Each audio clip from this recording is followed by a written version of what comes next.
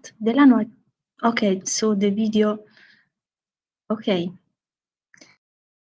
Started. Welcome to everyone, and I'm very happy to chair this session for the software engineering education and training.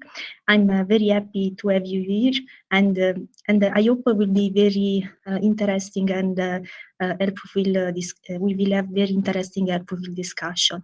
So, as you already know, we have 4 great paper to discuss today, and the session structure is like this. So we'll have all the presentation now. Please remind you have 5 minutes, and after that we will discuss all the paper all together. So I think we can start. It's great if you all agree. And as you know, we are recording the session, so I hope everything is fine for you. So, and I also wanted to tell you, as you know, we have this, it's very important that we also interact now between among each other. So you have this, you have this tool where you can send some applause, some emoticons, now to interact more with the author and to also interact. And we have the chat, and in particular, you can write on the chat, and we can also discuss together. Okay, great. So we'll start with the first paper, and so the first paper is will be the presenter is Marco, and the Goodflesh from Root University, and I will talk about security, putting security on the table, the digitalization of security tabletop games, 8 challenging after test. Please, Marco.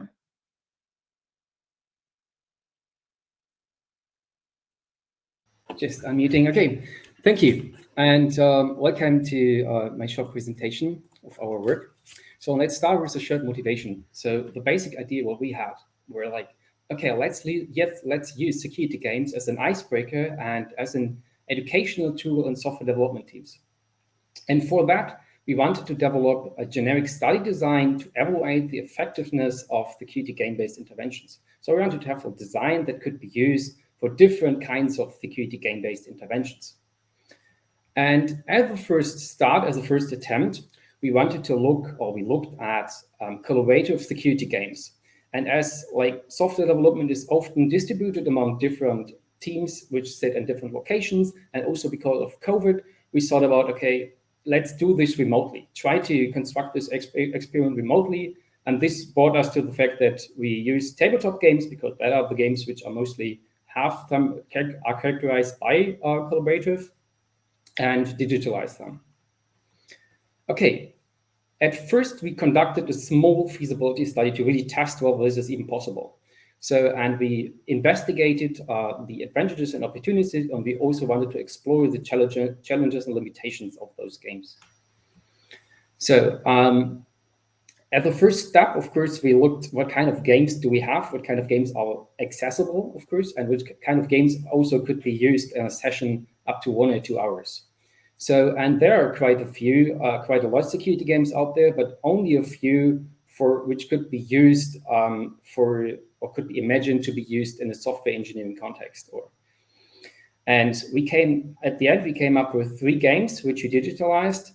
And we also adapted specific game elements so that where we thought that it could be could push forward the communication about security. And at the end, we came up digitalizing those games. We used the open source software Vassal for the digitalization. It's an open source software specifically used for the digitalization of tabletop games. And in the session, we used Zoom with video and audio sharing, as well as Google Cloud for distributing everything. And we embed this game session in our study design. And to simplify it here, we use the standardized questionnaire for measuring developer security skills. So, and we measured this kind of, we included this developer security skills questionnaire at the beginning, before the game session, directly after the game session to measure short-term effects. And also we wanted to do this 1 to 2 months later for measuring long-term effects. And as our first sample was really small, And we had rather qualitative research question. We also added a focus group as part of the feasibility study to really get qualitative insights. So, and what we found, so we conducted 5 sessions at all with 2 different groups. And what we found out is that it was really challenging for the moderator, so that a lot of security knowledge was required. And it also took us a lot of preparation to facilitate a session successfully. So, and also a lot of discussions have been taken forward by the moderator. So it's not like the case that you just take a game, throw it into a Scrum team, and everything worked out. So, and this brings us also to, I think, the most important part here. One participant described it quite precisely.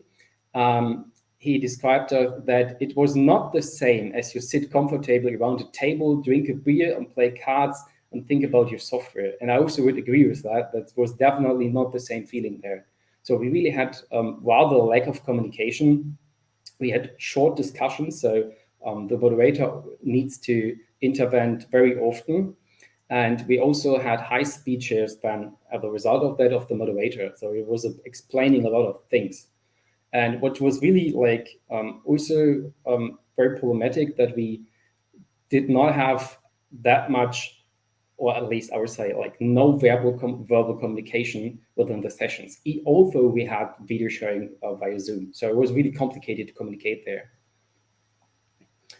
So to conclude here, so what we found out, like conducting collaborative security games remotely fitted out to be really challenging, maybe also very difficult in practice. So I would, at this point, I would not go into like a practice team and just try to conduct like remote collaborative game there. That may be challenging. So thank you for listening.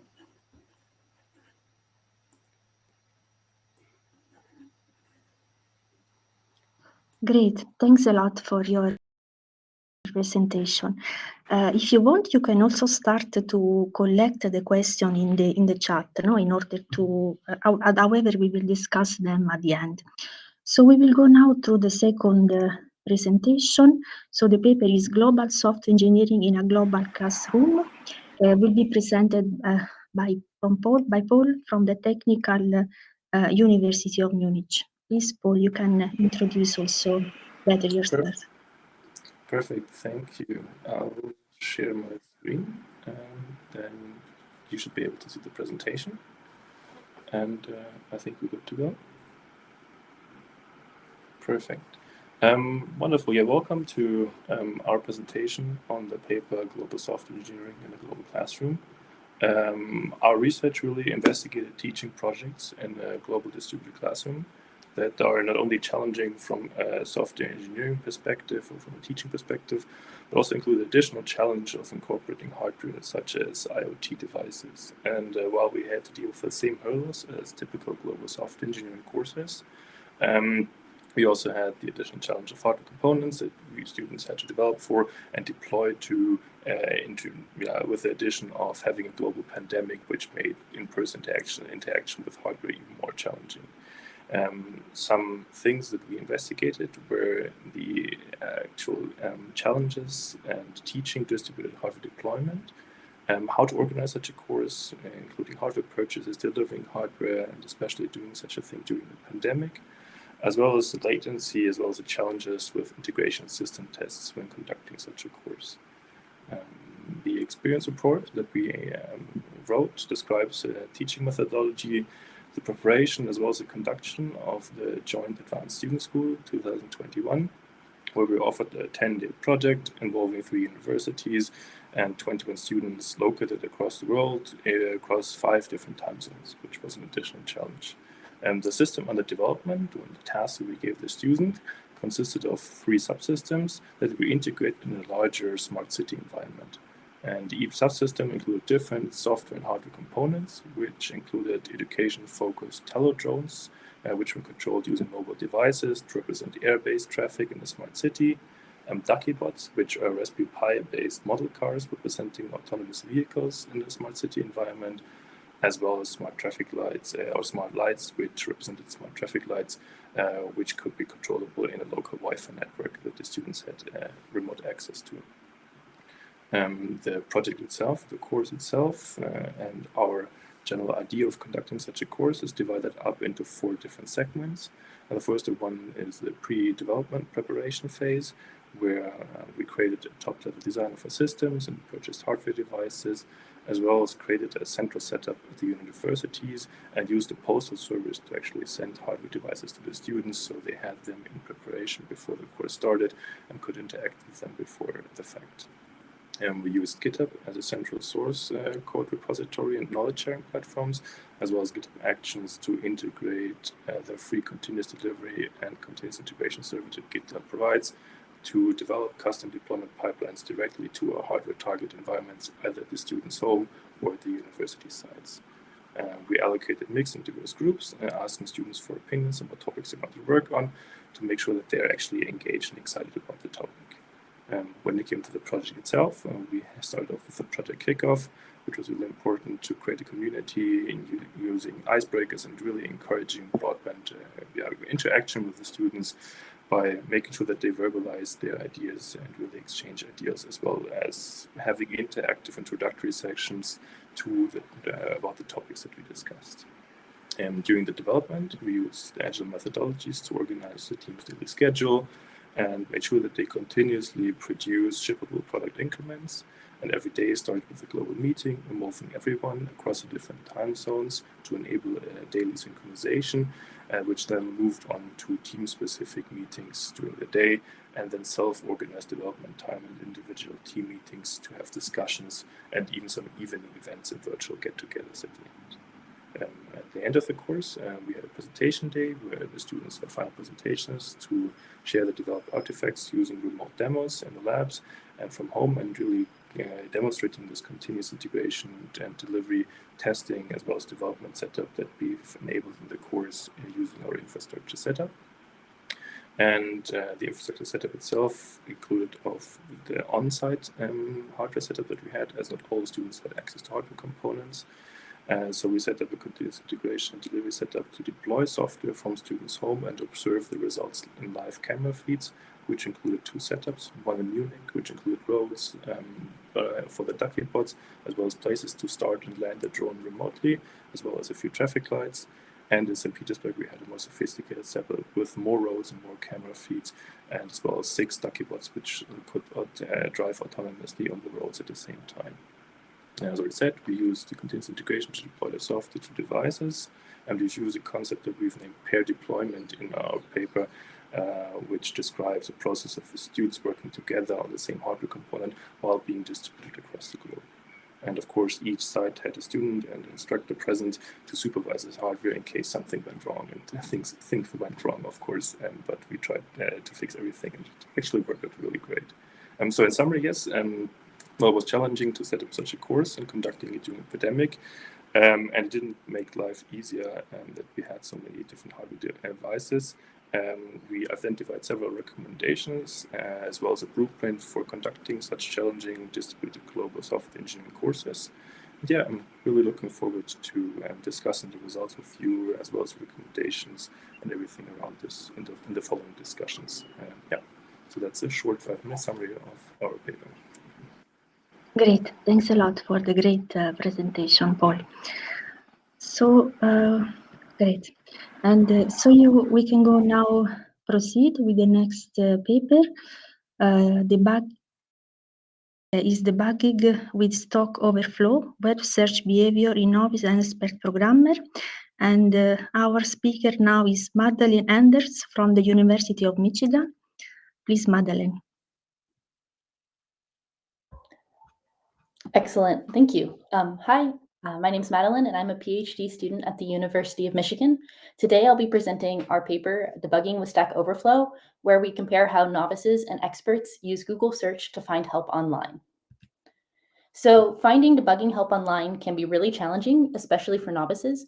And to see how this could be the case, let's take a look at 2 different programmers faced with the same buggy Python program. Both programmers are unable to fix the program on their own, so they turn to Stack Overflow for help. Now, our first programmer is an expert C programmer, but they're new to Python. When searching for help online, they paste parts of the error message and they add programming keywords and they jump around in the Google search results. This is a successful strategy, and they find a helpful post on their third search, correctly fixing the error.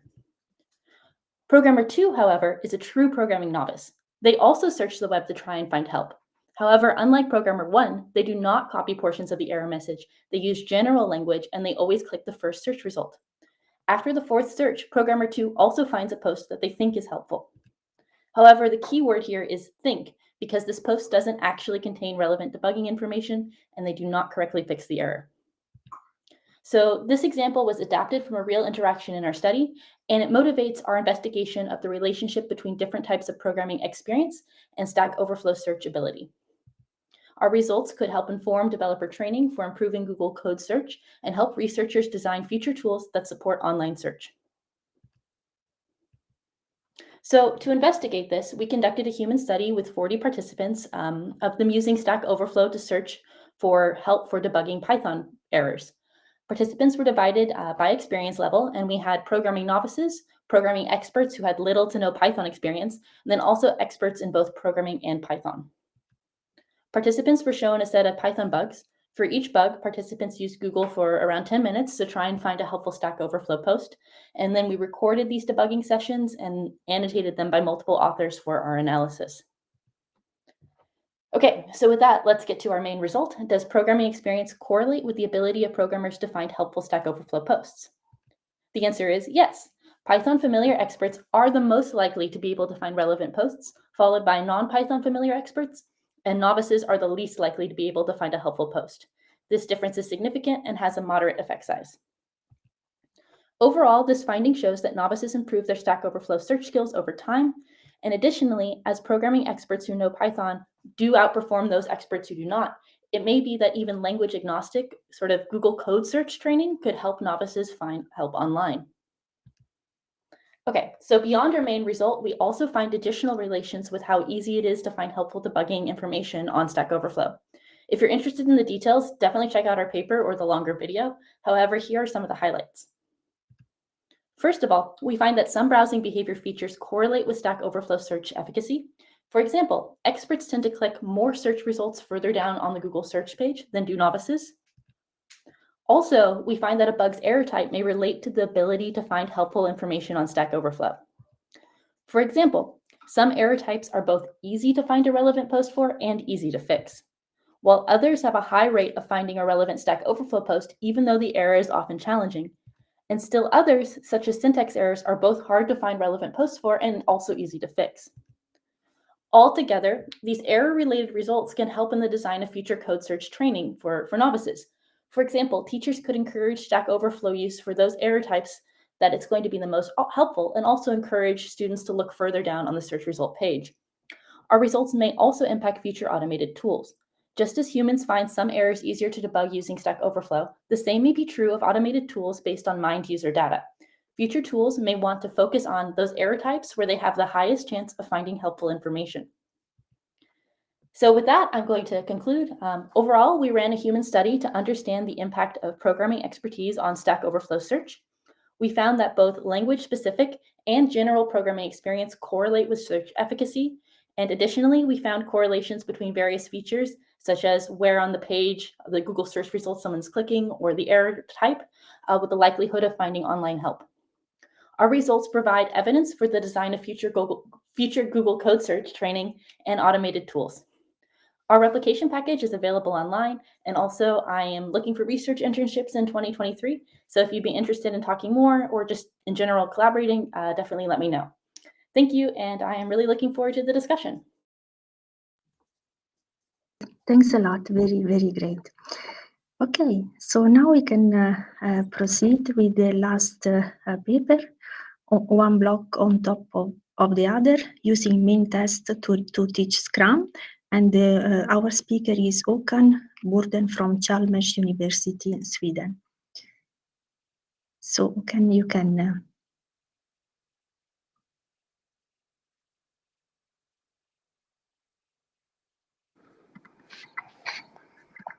So can you hear me?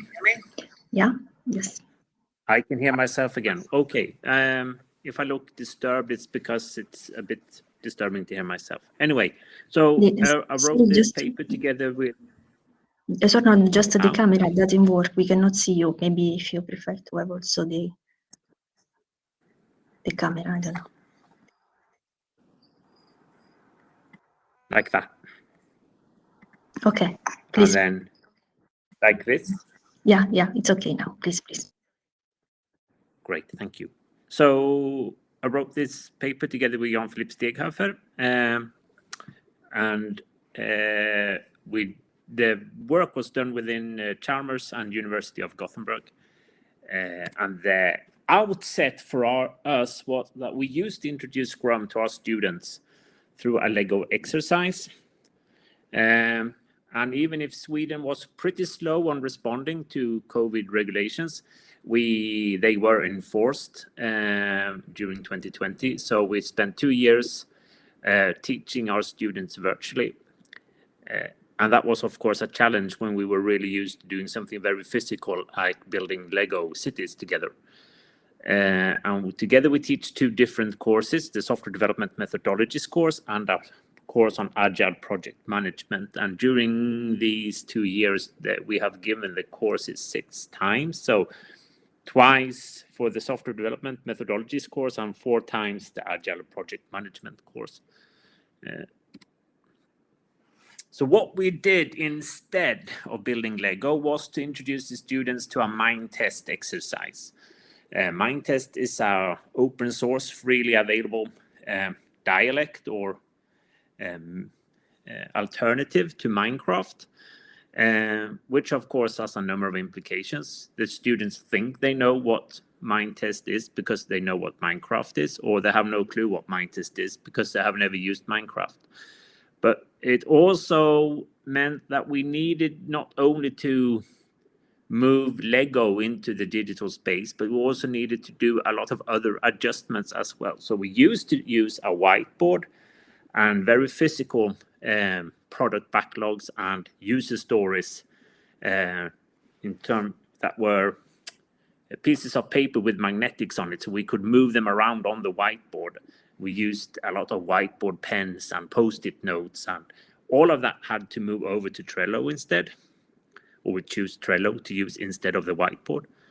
But we also moved the classroom into Zoom, which was not something we had possibilities to change or discuss, because Zoom was the educational platform chosen by our university, so we needed to be on Zoom.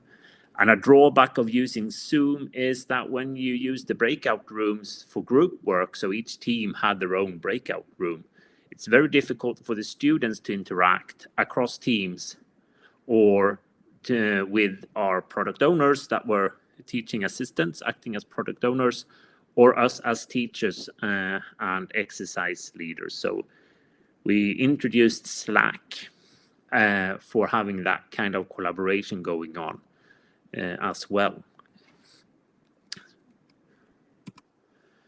And in short, well, sprint reviews just exploded. So they can be time consuming when you do them in Lego, but doing them over Mind Test was really time consuming. Took ages just to get the students in one place, oddly enough, but weird things just took much more time. And all these parallel communication channels and all these different windows to interact in meant that a lot of students just ignored some of them. And there was quite a lot of problems of reaching out and knowing you were talking to everyone at the same time. And we think that minimizing the number of communication channels and trying to reuse those already in place is an important thing to consider. And we also had some problems with the backlog because we tried out different things. So in one instance, we allowed that all participants to access the product backlog and the Scrum boards to sign up for user stories and to prioritize and so on. That just created havoc because it was so difficult for the students to coordinate among themselves. And then we've had one instance where Jan-Philipp was the only one who could to change the product backlog or the Scrum board, And that was, of course, a huge bottleneck. We've settled for something where we have the TAs acting as POs, being the ones that can interact with the Trello, but it eases some of the bottleneck problems without creating havoc. But it's obviously one of these solutions where you give and take something and no one is really happy. And one another thing, students do not prepare, so we suggest you do this as a team or include someone who takes care of tech support if you are managing the exercise as such. So jumping to conclusions, the students are overall positive. Just as for the Lego exercise, they really want to have everything up front so they know exactly what they're supposed to do. This element of adapting to change is not really, it's not there yet. It's too early in the course, so that's a recurring problem, independent of which platform you try to use in introducing Scrum. We think this is a feasible alternative to Lego. There are some drawbacks, but there are also some positives, like this being able to work together without having to be in the same room. Finding suitable rooms is not easy that either. One of the major drawbacks is that we don't see individual students or how they interact with each other during the exercise, since all of them have their cameras turned off and we don't hear them unless we join their specific breakout rooms. And I think this shared experience of inter-team collaboration and the possibility to reuse that across the course later on, which was one of the strong points with the Lego exercise, is kept. That's why I would say this is a feasible alternative, because you have a shared experience and you can use that to reflect with your students on or draw parallels in future retrospectives. And that's an important part of doing the exercise for us. So thank you. Great. Thanks a lot, Håkan. Thanks a lot. So now I think we have concluded all this, the presentation, and now we can start the discussion session. So we can start from the chat. I see that there are already some questions, and so we can start from this question. Maybe we can start from the first question for Marco. I don't know if the one that written, I mean, if Wesley, if you want to ask directly to Marco the question, otherwise if he's still in the room, otherwise I can, the person that posted the I also think like this. Okay, is there. Hello. Okay. Please, if you want, you can unmute and you can ask the question to Marco so we can have the discussion. It's up to you as you want, otherwise. Certainly. Please. Marco, I quite liked your talk. And my question is just that I think I found games to be strong motivators for many students, but not all students like competitive games. Some really do, some favor cooperative approaches. You hinted in your presentation about a collaborative aspect of the games you were considering, but maybe didn't have as much time to go into it in this 5-minute format. I was wondering if you could speak a bit more to the collaborative aspect of the games you're considering and any hints you might have for keeping participation broad in your approach. Okay, thank you. So I think I could share my screen here for a second so that you could get an imagination what kind of games we used here. So yeah, perfect. So that works. So there was like a game, for example, Evaluation of Privilege. So it basically works. You have like attacks on your cards and you're choosing like an example system you attack. So then you like have cards in your hand and you're playing specific attacks and you're showing where on the system you could apply specific attacks. So you'd see like this is, we try to choose games which are where you actually communicate a lot about security, where you communicate about threats and mitigations in that case. For example, other one that was like pivots and payloads, also like kind of famous, and they also have like cheat sheets prepared, so you have a lot of content to discuss there. But this was originally planned for like novice pen tester, I would say. So, and you could imagine that this is like more competitive game, but still we try to introduce discussion. So like if you could explain a specific mitigation or a specific attack, then you're getting a point, or like you have to go like a field backwards or something like that. So and also like maybe a third one that was also kind of the same thing. You like getting your player on a specific field, and then you also have to explain what you could do there, how you could attack a specific system, what kind of mitigations we have, something like that. So that was, I hope that gave you a little bit of an idea what I mean by collaborative games. So, and yeah, hope that answers your question. Okay, thank you. Great, thanks a lot. So we can proceed. We have from Ole. I don't know if he's here. I think it's another question for Marco. Okay, yeah. So maybe like it's kind of difficult to if you have like a game, for example, that card game, yeah, you have to digitalize like a hand you are playing, then you have to also have your playing field, and those cards are indeed not made to be read like only on a small piece of the screen. So I could imagine like if you have like a play field, for example, and you have a lot of game elements like specific cards, or like I think we even had a game like with specific card decks, and you have to see them all by at the same time. That was kind of difficult. If you have two screens, everything is fine. And also for the moderator who sees everything that is really complicating, because as a moderator, we use 3 screens to have everything. We captured everything of the moderator, every hand of the players to analyze it at the end. So I really would think about when I'm designing a game, I would think about the first, how I would digitalize it and could it be made better. And also, maybe some of you know the tabletop simulator from Steam. That could be an opportunity. So like to an open source tool maybe, but still difficult to distribute it and test it and study. Okay, I hope that helps you with it. Okay, great, thanks a lot. Yeah, because the question was, did you identify the feature of games that favor or make it difficult to digitalize them? So you have, okay, great. And I see now a question from Uken. So the other, so the speaker that we had from the last paper. So it's interesting that maybe to know from Uken and to his opinion, or maybe some.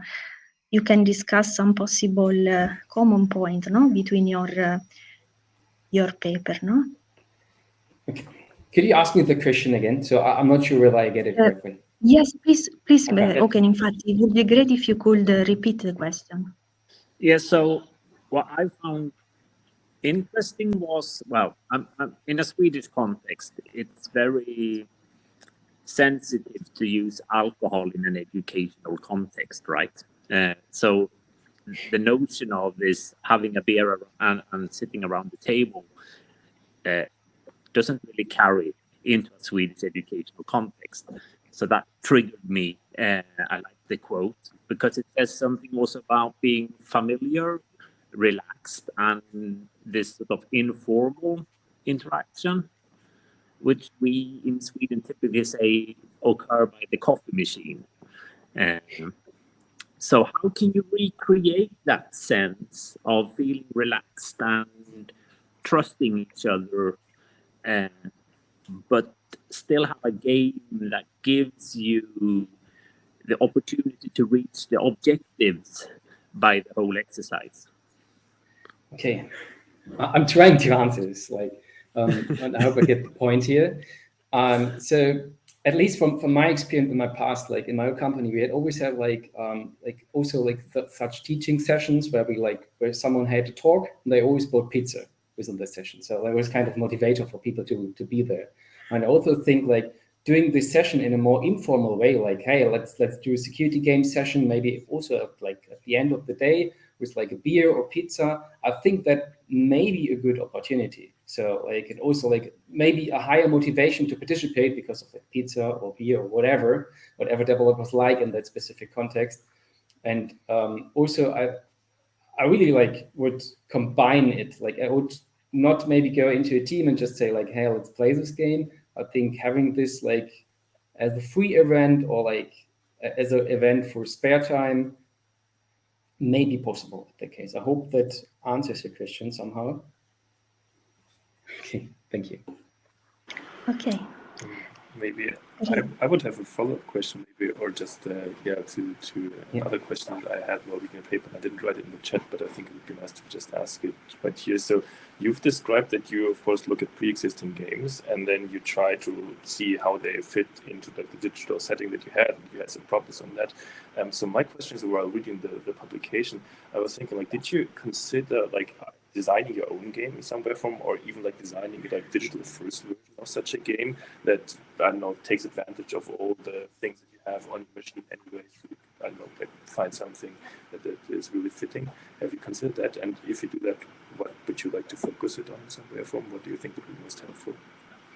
Very interesting question. Thank you. Yeah, I really thought about this because when we came up with this idea, we thought about, okay, let's take a security game or like any game that is out there and use it as an icebreaker for general security things. But I think, of course, we had it was complicated because of remote setting, and also like digitalization could be a little bit more useful, a little bit more fancy and attractive to those people. But I also think like that those games, you know, like we had a game which was targeted to pen testers or like to people who want to become pen testers. We also had a game which was targeted to learn threat analysis. And to learn threat analysis, you have to know, for example, how specific attacks work. So you have to have a little bit background knowledge. So when I would design a game, I would probably target at maybe a specific programming language. So when I'm working with web developers, maybe I would like target on like maybe OWASP top 10 web vulnerabilities or something like that.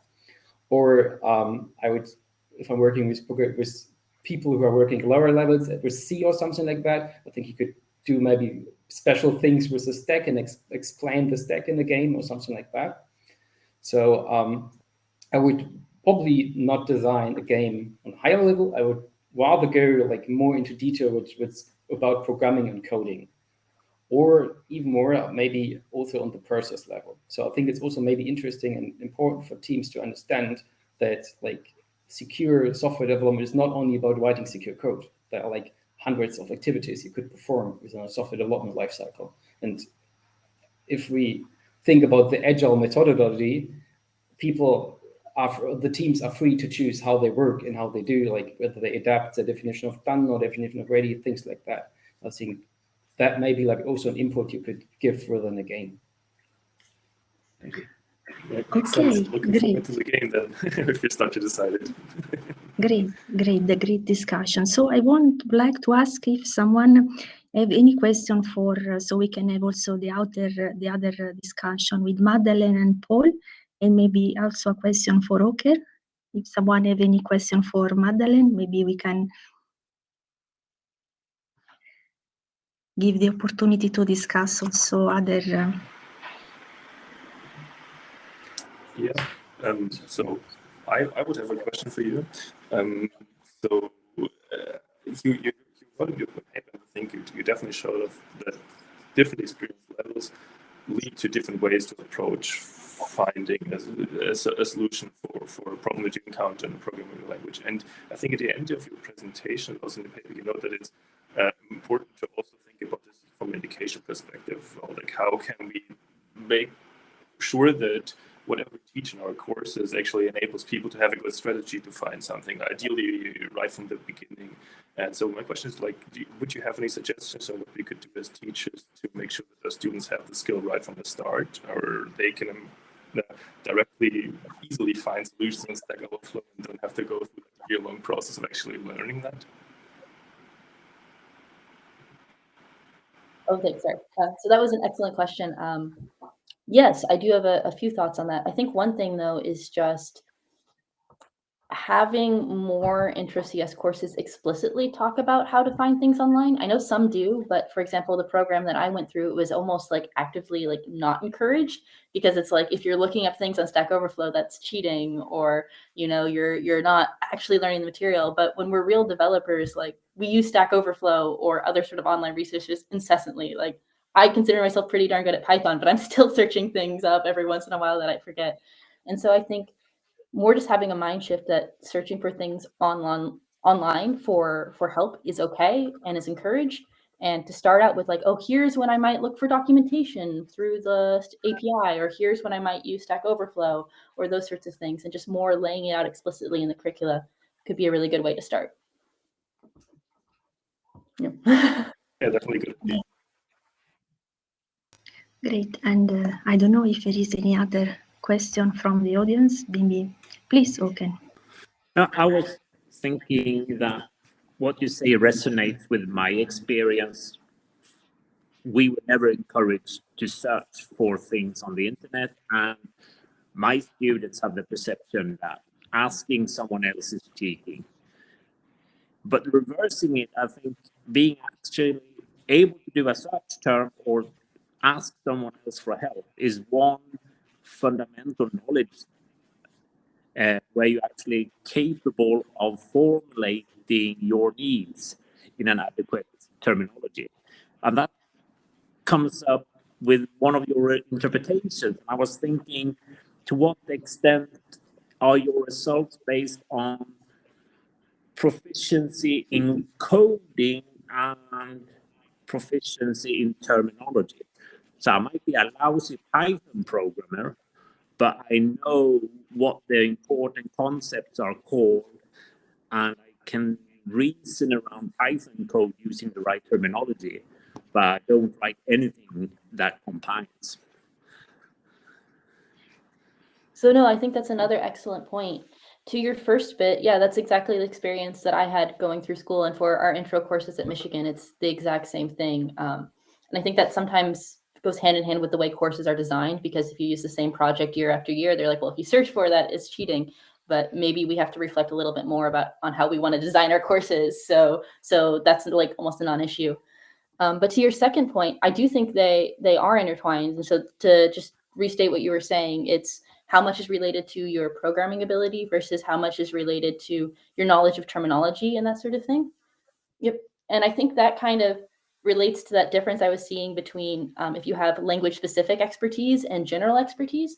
So general sort of programming knowledge is helpful, because we found people that even if they didn't know Python and they knew how to program, they were more effective at finding help online than were Python experts. But if you know both Python and programming, like you were much better than everyone else.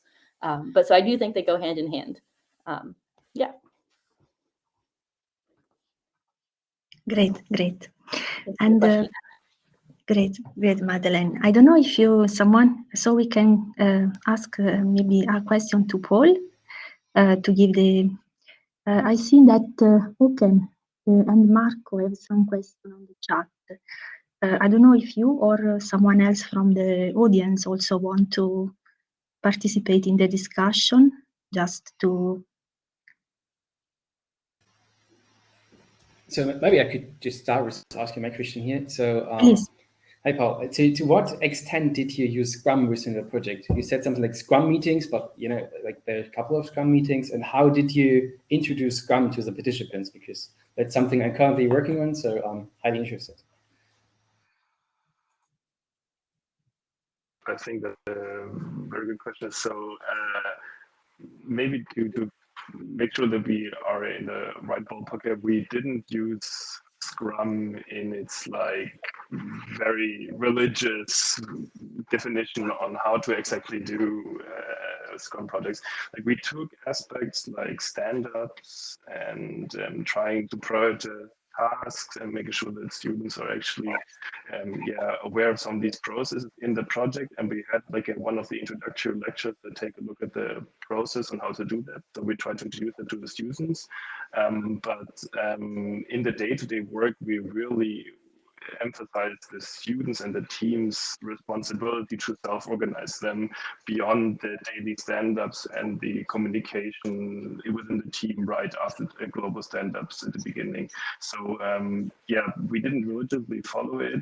We tried to teach it to them within like a short lecture or give them an introduction how we want to structure the course. And then students actually, and which was kind of nice to see, took experience they had from previous projects and just applied it to the teaching that we had here. Yeah. Did you provide them with any like project management tooling or something like that, or was it also up to the student for that project? Yeah, that's a good question. So we use GitHub for most of our structuring. So we had the source code in there, and we encouraged them to use GitHub issues to keep track of issues and to associate with pull requests, which I think worked kind of well because we were located across different universities, so we couldn't use an infrastructure from a single university.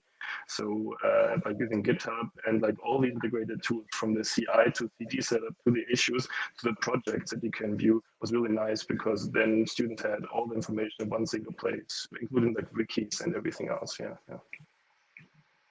Okay, thank you. Thanks, Paul. We have some comment in the chat. I don't know, Oleg, if you want to, or maybe Madeleine. There is someone is writing. I just wanted to ask another question to Paul, but we can either do that now or yeah. I just wanted to say, well, first of all, okay, yeah, your project had a lot of different moving parts going on with all of the different time zones and everything like that. Can you tell me a little bit about, I guess, were there any sort of unforeseen challenges with the logistics that came and how did those end up working out? Yeah, so when I think about logistics from organizing a project, of course, like having students in different time zones was sometimes difficult just to find meeting spots, especially during the self-organized time when we had students in China who like already went to sleep while some students woke up in Europe. But in general, like from a logistics perspective, of course, the most difficult thing was to distribute hardware to the students. Like in some countries, you could send them hardware directly from university sites. On other side, we just had to write to students to just purchase hardware themselves, and so we can reimburse them.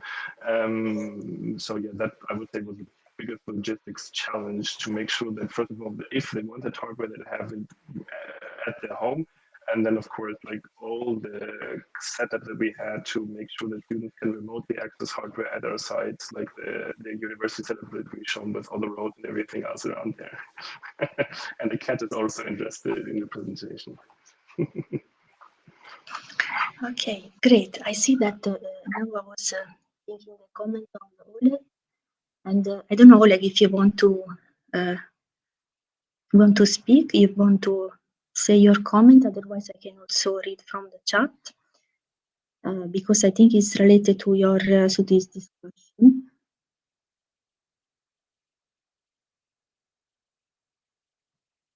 Okay, so maybe we can read. I think that searching might be useful in some cases, but unlimited in some others. For example, building a consistent base of the skill and avoiding search for every little problem you encounter in this situation. It might be good to limit the number of search per task each student when to search. We're sorry, we're having a little trouble hearing you when you move from the mic. Ah, okay. Sorry. No problem. Can you hear me now? Yes. Yes. Okay. Good. Maybe some internet. So Oleg, because Wednesday is replying to Oleg. Wednesday, maybe if you want to unmute yourself, you can also join our. As you prefer. Otherwise, we can.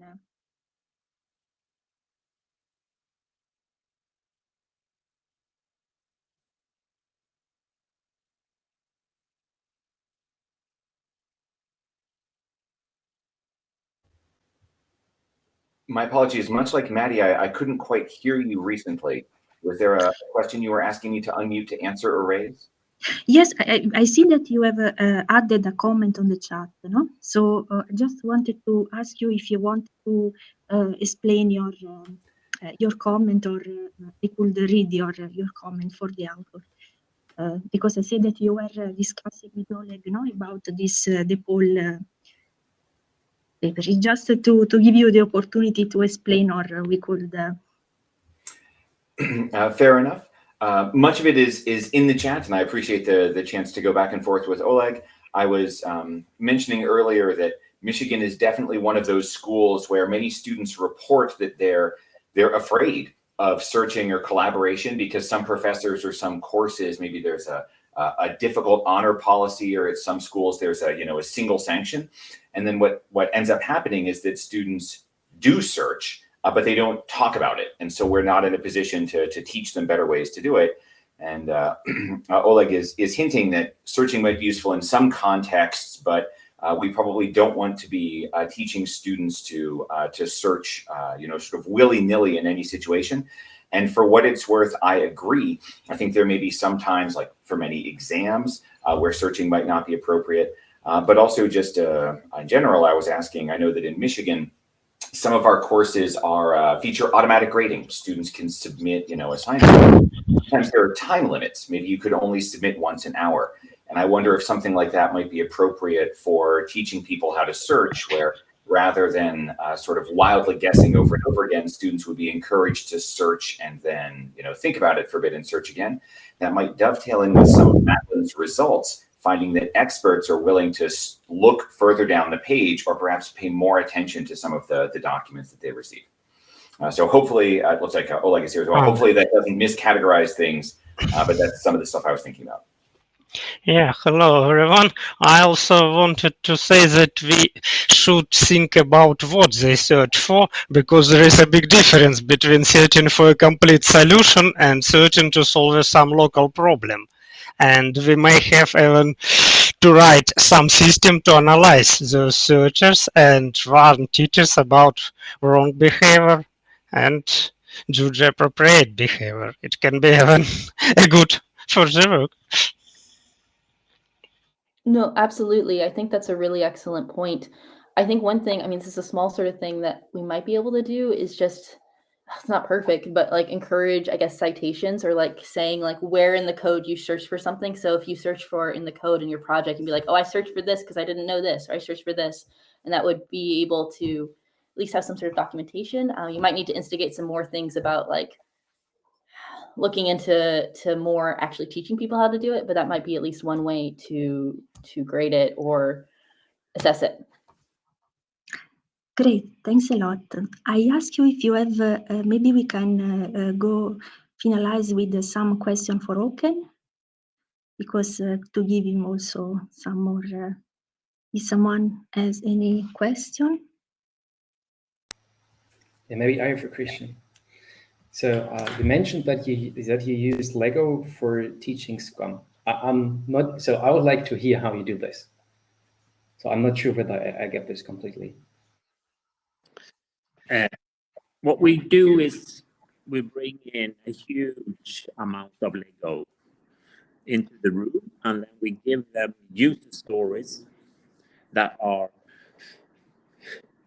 different aspects of building a city, and then they split up into teams, and one team will have, build the two-story house with a nice front garden, and someone else will have build a carport, someone else will have build an SUV, and someone will have, we need vital infrastructure.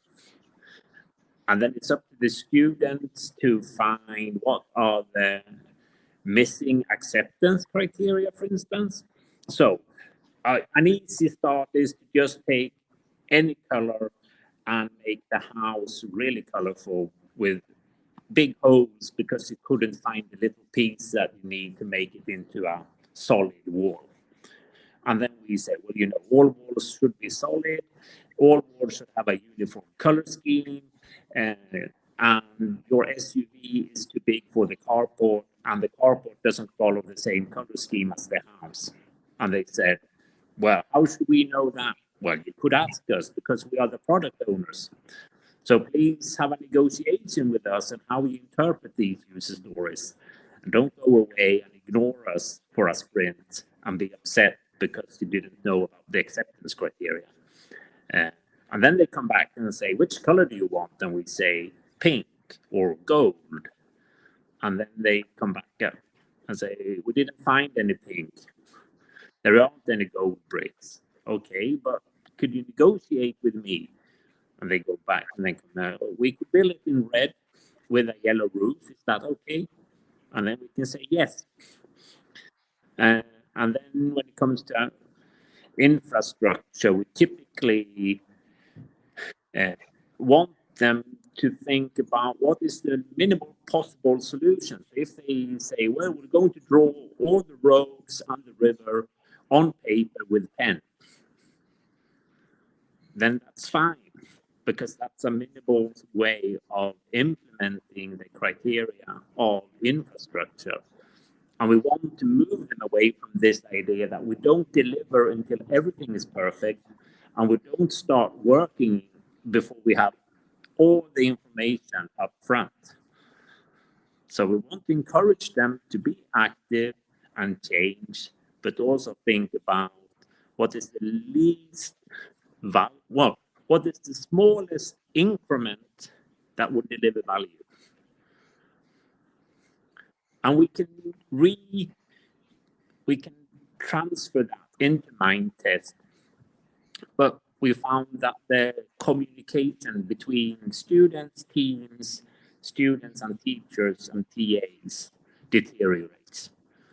I mean, it's like all of us turns off the camera and we ignore the chat and we try to get a discussion going. We don't see each other, we don't see the textual communication. At the same time, we're trying to make a peanut butter sandwich or something. And it just means that we're not really interacting any longer. And that was a huge problem when moving that to mind test.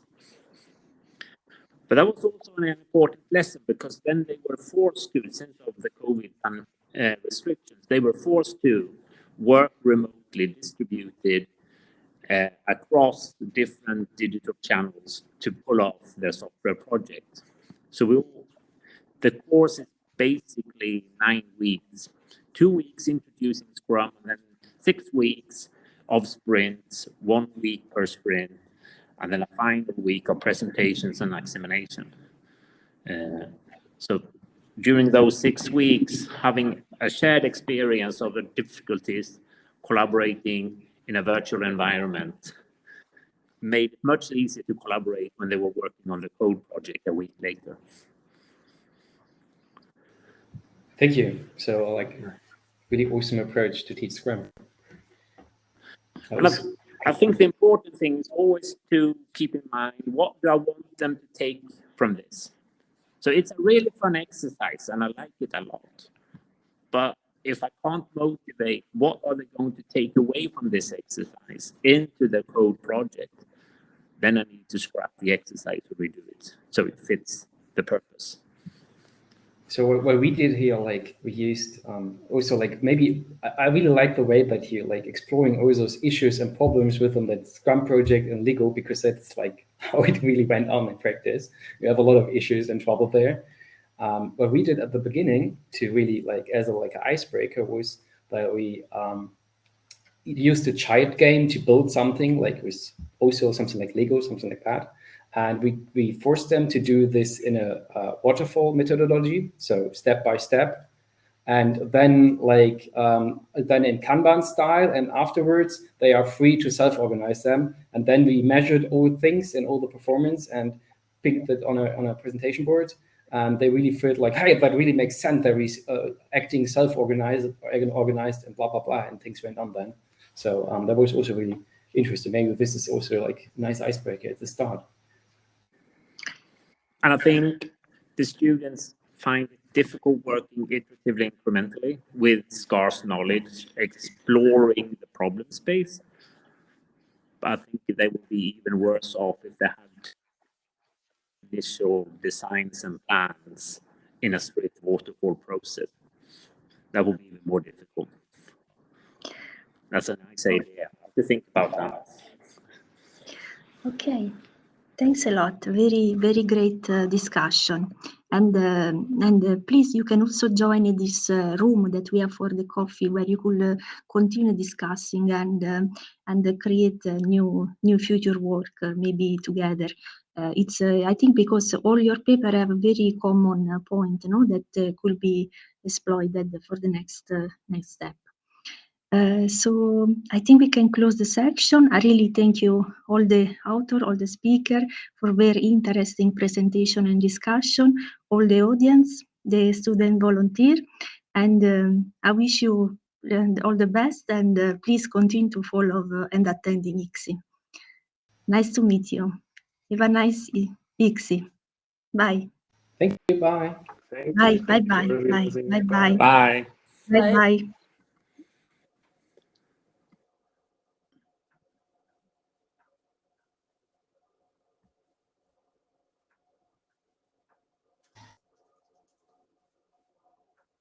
Madeleine, do you have a minute or two? Oh yeah, sure.